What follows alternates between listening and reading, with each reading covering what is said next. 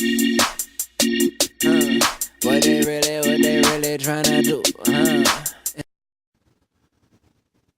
All right, folks, how you doing? RussellTrueResults303.com. Check out the website. Share the videos. Share the content with those around you.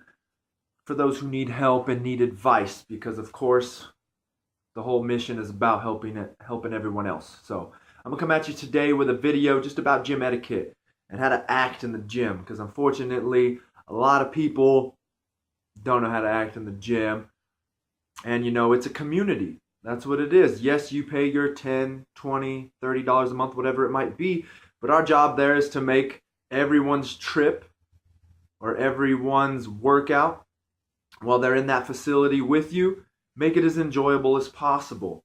We don't. We go to the gym to let off steam, to better ourselves, not to try and anger everybody or to leave the gym in worse conditions than when you got there. So first of all, the one unwritten rule that some people don't know about is no curling in the squat rack. All right, that's for squatting, deadlifts if there's not a deadlifting area, but no bicep curls in the squat rack. All right, you can do those in other places. We definitely don't be doing those in the squat rack. So next, this is one that I've been having issues with a lot lately. I don't know if it's because newer people are coming to the gym. I don't really recognize who the people are really, but it really frustrates me when I'm working with a client. If it's my own workout, I really don't care. I just brush it off. But it's asking someone to work in on the piece of equipment. All right, so what's been happening to me lately with my clients is we'll be resting, and a lot of people might not realize what our rest periods are or where we're at in that rest period, but they ask if they can cut in and use the machine. All right, cool, no issues. It's happened with the assisted pull-up and assisted dip machine. So we're taking our break. All of a sudden they jump in. They're doing their pull-ups. I don't care. They asked. Great. Thank you for asking. Next thing you know, they're 2, 3, 4 minutes into their workout, into their sets. They go from pull-ups to dips to pull-ups to dips to pull-ups to dips. All right. And then, like I said, next thing you know, it's 3, 4 minutes. That's not working in. Working in is doing your one set. If they're still talking, they might be chatting, kind of interrupt their conversation politely. Hey, excuse me, is it okay if I do another set, or would you like to work back in? Simple as that, all right? Or if someone's doing a circuit on a piece of machine, maybe they're doing the lat pull downs with push-ups, with body weight squats, something of that nature, and the push-ups and body weight squats they're doing right in front of the machine. Maybe while they're resting, ask them, hey, next time, ask them politely, of course, next time could you do the push-ups and the body weight squats over to the side, and so I can jump in and do a set? Because I don't want to interrupt your workout, but I'd like to really get on that piece of equipment. Just be polite. If we approach everybody with being polite, using soft words, things of that nature, they're usually going to say, it's okay. So next, I've got putting the weights away. This is a big one. I've gotten to the point to where in the middle of my workouts, I actually start putting the weights away.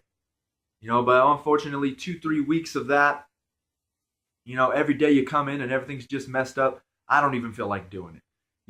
That's just not being courteous to everyone in the gym. If you're not putting your weights away, you're pretty much disrespecting the person next to you, whoever it is. And this goes out to trainers as well. I've been guilty. I'm not gonna lie. We have a designated deadlifting area. I was doing a heavy set of deadlifts for myself.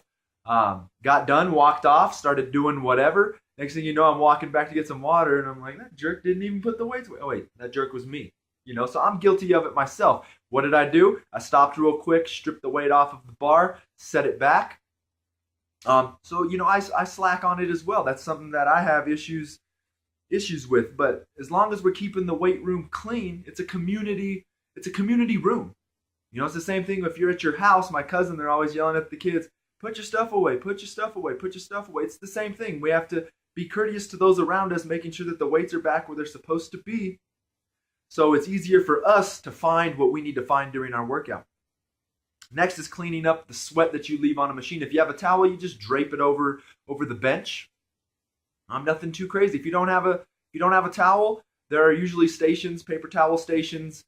With the cleaner, you just squirt it down, wipe it off. If you're not dripping all over it, in my opinion, you don't really need to wash it off. Some people still might be, a little disgusted with that. If that's the case, that's where I'm slacking. Because if I throw my towel over it, and I call it good. I don't wipe down my equipment in that sense. So I might be angering people in that sense. So that might be something I need to take into consideration.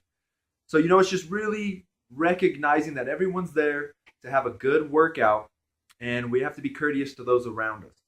Another thing, since I was on the squat rack suggestion, if we're doing squats and you notice that there's somebody kind of walking around, eyeballing that squat rack, like, I'm going to get it. You might have had something next in your exercise, of a deadlift or an RDL, a stiff leg deadlift, anything of that nature. But if that person, really needs to use that machine and you've already been on it for 10, 15 minutes, maybe just ask them, hey, I'm going to do another round, another exercise on this, but if you want to, you can jump in and I'll kind of, set it aside and I'll let you do it, and you can just kind of go do another exercise, come back and jump back in when the machine is, or the squat rack's available. It's simple things like that of just putting other people's workouts into consideration as well, knowing that the gym isn't yours. We're there as a community, and those little things will rub off on them, and next time they might do the same thing to the next person. All of a sudden, just the atmosphere in general is a lot better. So it's just really taking into consideration those around you and just realizing that it's not all about you in the gym as well, because on this journey, it is a journey of self, but of course, improving self always means taking others into consideration. So there you go, gym etiquette. There's probably a lot of other things that people could come up with. Those are a few that I've come up with. So once again, thank you for watching. Be coming at you with another video. Don't forget to share. I appreciate when we like these videos, but if we're not sharing and getting that information out there, it makes me feel good to know that people like the videos. But you really need to understand that if it's helping you, it can definitely help others. So let's share this information, all right? Thank you for watching.